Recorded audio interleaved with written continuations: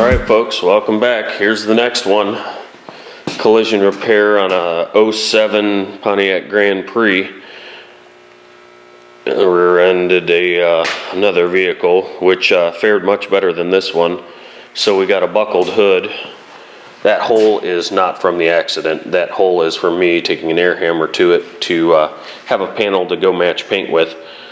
But it appears so far that we have a hood, a bumper cover, and when we lift what's left of the hood here,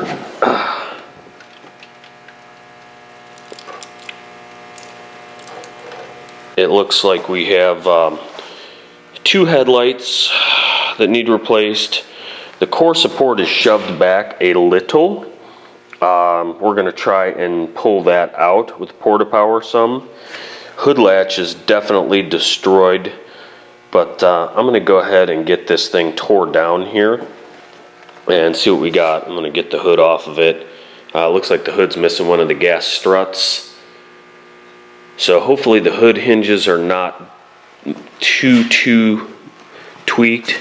It still appears, it might be tweaked a little bit. Looks like it's bent a little bit right there, but we'll know more when we try and install a new hood, whether I got to put a hood latch on it. Although that one looks about the same, so we may be okay. So I'll bring you back when I get this thing tore down and we'll start doing some pushing and pulling. Okay, cover's off. Here's what we got about an hour later. Only because I've never had one of these apart before. I might have been able to do it a little faster. Nothing was too rusty. But here's what we got on the core. It's pushed in, I bet it's pushed in inch and a half, maybe more in the middle. If you look at this upper motor mount here, I've loosened these. This one relaxed. This one's still got some tension on it and the bolts are a little loose. So what I'm gonna do is get some underhood measurements here. And you can do this a lot of different ways. I am not an expert. I'm a backyard warrior at this, but I do have access to dimensions and be able to check and see if the front end is swayed. I do not believe it is. You can easily do this without a tram, but you can measure from a strut bolt, pick the same one on each side, and measure to an alignment hole, whether you're coming all the way over here to the apron or the core. I picked the closest strut bolt on top there, one that's closest to the camera, and pulled a tape across to this hole. Now, it doesn't really matter which hole you pick. If the measurements are equal or within a couple millimeters, you're probably pretty close. Now, if it's out of whack a lot, I mean, you're going to be checking from the back of the apron all the way out to the frame rail. Now, crash bar does not appear to have moved, but I will check it. I do not own a tram. This is probably, I don't want to say the worst one I've ever done because I haven't done many of these, and especially before YouTube, but I don't know how I'm gonna do it. If I'll leave the motor mounts hooked up or if I'll take the bolt out of the motor mount and run a strap or a hook around this with the Porta Power. I'll figure it out. I gotta change batteries here and grab some lunch, and I will come back when I get something set up that I can pull with. Alright, I know this is redneck, about as redneck as it gets. Anything aside from chaining a vehicle to a tree to straighten a radiator support. But we want the hood latch to close. It hasn't broken it anywhere that I can find. And this car's been in a front end hit before. I don't know if the camera will pick it up. These are plug welds. So this core support or some of the other front structure has been changed. Both sides are like this. This is like rattle can paint over this, but you can see the lip of that plug weld. So this car's been hit before. I started pulling on it and I'm like, uh-oh, better get the camera out. So I know we got a heck of a glare here, but I made this tool, and basically it's a piece of C-channel, and I took the plasma cutter and blew some holes in it to either put the chain through or hook the pullback ram right here, right through. Yeah, this is my skid loader. The problem I ran into trying to pull on the car, I was dragging the car and not moving the core support. And I didn't want to push directly on the bumper, so I'm spanning a good portion of the frame horns here. So we're not getting too crazy. It's not taking a lot to do it. It's just a matter of doing it. I had the airbag sensors off before. I believe that's what they are, the front impact sensors. But I'm not really bashing on it and beating on it. So let's put a straight edge up to it here, and you can see I pulled it quite a bit. Most of the damage, oh yeah, is right in the center. See, it kind of smiles through the center where it's hitting there. I'm not quite level on it, but I need to pull on that some more. So we're gonna go ahead, I'm gonna get you guys on the tripod here, and I'm gonna start to do a little bit more pull on it. But I don't have my dimensions for checking it right with me, so I'll have to get those later and then check out the actual, check out what it's actually supposed to be. I'm just gonna try and get it what I believe to be close and straight. I've loosened the upper motor mount brackets so they're just flopping. This is loose. There's bolts down in here for the other part of the motor mount brackets. All that's loose. And I worked, it was a little worse on that side, so I started pulling there, and then I'm gonna pull that, because that was probably the first in.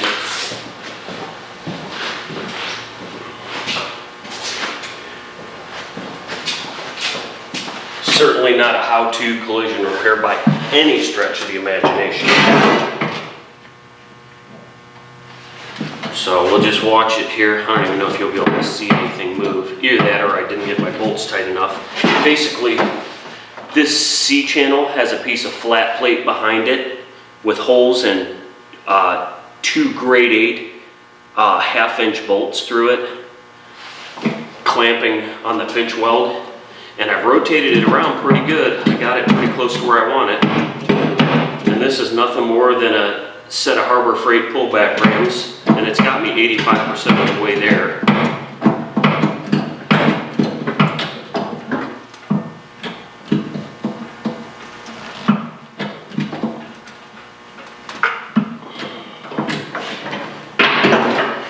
And after I pull a little bit, I'll tap down on the back of this. I do believe this is supposed to be slanted some, but I'm going to take a look at another vehicle. Only because it's slanted all the way back here where there's no damage, and even in the corners. So until I get a hood and a hood latch, okay, we're going to stop right there. And we're going to check it. This aluminum straight edge is the only one I have, so it's what I'm going to go with.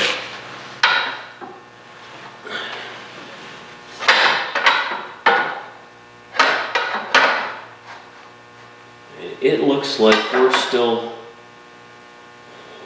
out a little ways. We're out maybe 1/2 or 3/8 in that center. So we're going to pull on her. We're going to give her and see what happens.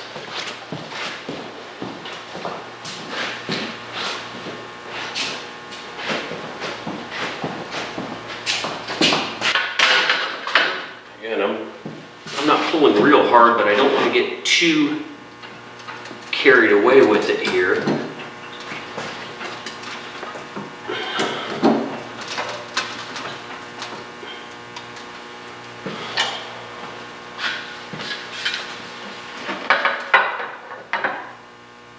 Oh, that's real close. So what I'm going to do, I've got 2 slots.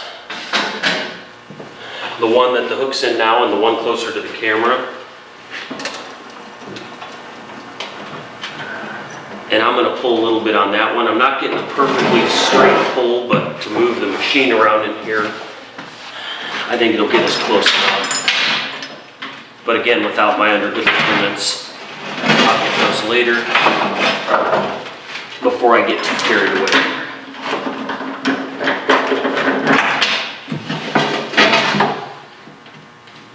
And there's a reason they put 8 or 10 feet of hose on these hydraulic pumps, so you're not standing right in front of what you're pulling, so when it does let go, literally we only have short distance, but you've got probably 5 tons of force on it if you're at full pull on it. Let's stop there for a second. I think we're getting real close. Boy, I'd say we're within a 1/4 inch now.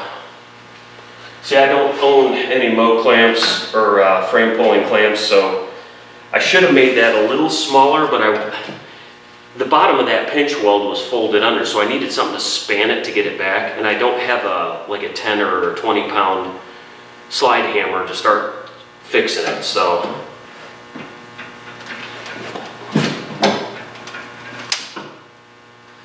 She's gonna creak. There's no two ways about it.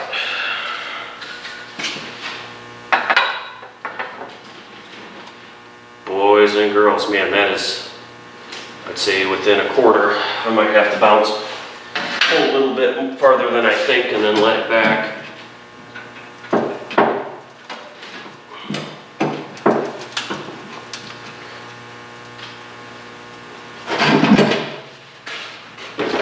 Got a block of wood.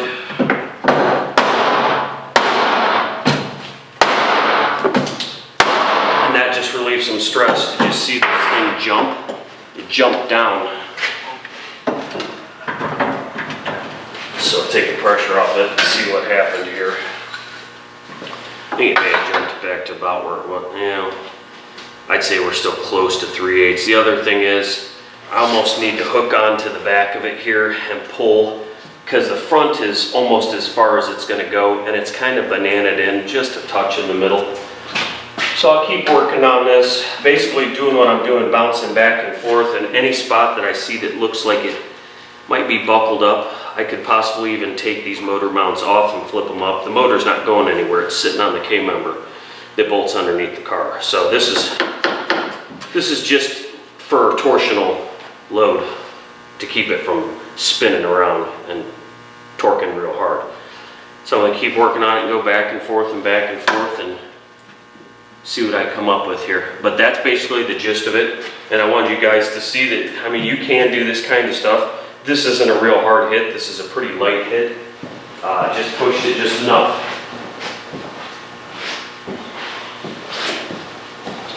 So we'll bring you back when this thing has moved to where it needs to move to, and I'll show you how close I got it, and we'll check some measurements when I get those. All right, I really only did one more pull off camera, but I don't know if you guys can see this or not, but hold this aluminum straight edge up here right along the top, and we are tight all the way till we get right about here. So I'm going to do one more little pull there, and I think I'm going to call this happy and check measurements on it when I get in here tomorrow and make sure everything's good. I mean, I measured strut tower to the edge of the core support in one of those holes, and she matched up pretty good. I would say if it was a 1/16 off, it was due to my error in measurement. So, that all being said, I'll bring you guys back for some measuring later. Alright, I think we're pretty much done with the pulling on this thing, but I'm doing a couple of things here. This morning, I got the radiator tester on this thing, pumping it up just to make sure. I smelled coolant. I can't find any leaks underneath the car. It's been inside overnight. It was warm yesterday. Doesn't appear to be leaking there. So it's holding pressure, but back to the task at hand. I think you guys can see this. So basically, this is a printout of the underhood dimensions for this vehicle and what they should be. And I've already taken some checks, and it's going to be really hard to show you. I don't have a tram. I was going to go borrow one at some point this morning, but right now I'm going to rely on the measuring tape. And basically, I was taking some measurements to, evidently they were holes that are not the proper measuring holes. I think I used, let's see where I was measuring to, I forget. It wants you to use, so here's the brace from the strut tower right here, and there's a hole just to the left of that. And these holes, according to them, holes are measured closest edge to closest edge. Okay? Now, with the bolts in the hood hinges back here, this is where they want you to take diagonal measurements from to go. Basically, you're going to go this hole to the hood hinge bolt. So that's the hood hinge bolt, the furthest rear hinge bolt. There are no other bolts back there. That does not mean the pivot bolt back there. That means this bolt head. You could take it out and stick your tram in that hole, and then they want you to go diagonally to this hole right here. And the closest edge of that hole, whatever's closest to that, is your measurement. Now, measurements are given in millimeter increments. So that guy there to that hole is 1,499 millimeters. Okay, so if, let me get you all on the stand here.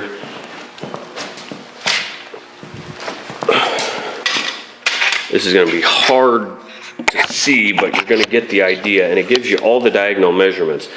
Now, I don't know that you can just get these anywhere online. I have collision repair software that I can obtain those from. I doubt the dealer would just give them to you, but they may. I don't know. So at any rate, we're going to go $14.99 from this hole, which is going to be interesting at best. Let me show you this too. I have this tape measure. Let's see how to do this. Okay, this tape measure does not have millimeters. It's in centimeters. Okay, so for every 10 centimeters, there's another, I think it's 100 millimeters. Okay, so in 20 centimeters, there's the 20, there's 200 millimeters. Now, you should probably do this with something that's calibrated in millimeters so you don't have to do all the math, but I can figure it out in my head. So we're going to go to $14.99. Now I'm hooked on the back of that right now. You really need to be on the front edge of the hole, but with the bolt in and not having a pin to use a tram on, I don't have any way to do that. So there's $14.99 right there.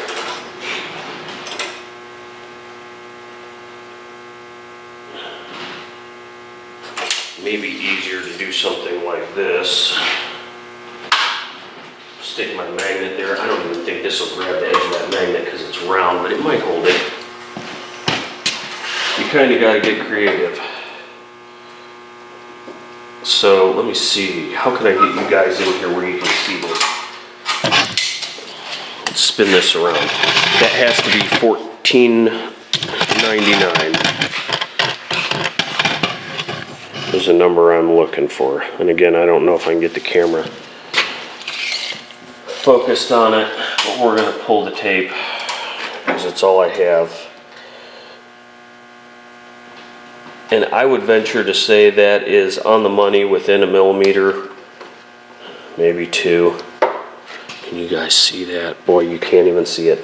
I don't know if I can hold this in my hand. Let's see what I can do for you here.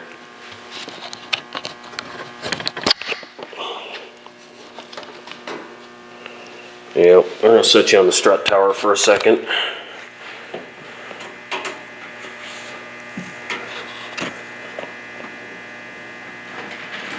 You got to remember, measurement is going to be skewed just a little because I'm not holding it straight. But there's 1,500 millimeters. 150 centimeters is 1,500 millimeters. So that has got to be real damn close to being right. Now, I've already measured the other diagonal, which is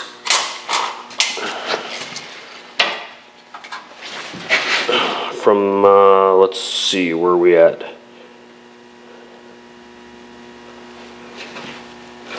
I believe that hole, yeah, both those holes are on the outside. So that one is $14.99, and this, let's see, $14.99 to the inside. Yeah, it should be the same both ways, even though the hole is on the right side of that on each. It's just not going to be quite as simple to do it from there. Let's see if we can get this to work. I measured it earlier, and it turned out exactly. Yeah, that's going to be a nightmare. I know that's, even though it's a magnet, it's going to have a hell of a time holding it. Let me just do it by hand and hold this sucker up here. I'll put the magnet on the bolt head or something. Sorry, I'm giving you guys the earthquake cam here today, but this is kind of tricky to measure and hold the.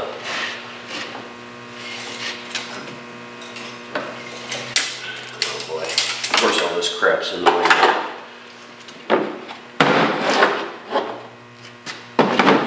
Just move that out of the way. Okay. I don't know if I can make this work or not, but this one's just a little harder to measure without a tram. The other one's pretty easy. So there.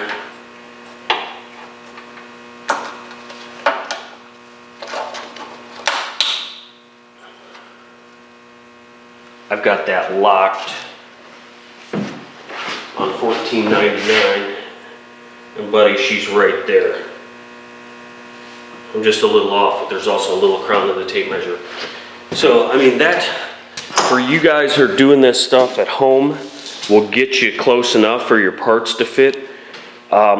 If it's not completely square in those corners, if you're an inch off, you might have problems getting fasteners to align. But the number you really want to focus on for front end, see, we're right there. There's the 150, and it's right on the edge of that hole. So, I mean, 2 millimeters is okay, and I probably got that much deviance.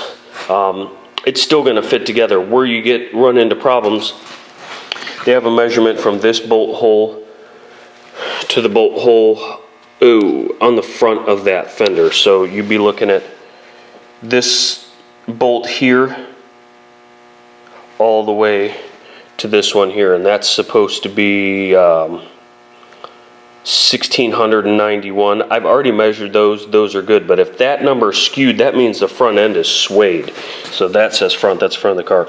If that's out of whack too far one way or the other, your lights aren't going to fit, your bumper's not going to fit. You do have some adjustment in your fenders, but your hood's not going to fit. So those numbers have to be pretty close. I mean, you can beat on them and molest them and get things to fit, but the bottom line is the closer you get these numbers to where they're supposed to be, the better off you are. Now, they do give you numbers to go from that front bolt hole. This would be the driver's side fender that I'm leaning against. From that bolt hole to the closest bolt on the strut tower. Now, if those numbers are way out of whack, if they're too large or too small, either the front end is peeled out on both ends or it's scrunched in on both ends.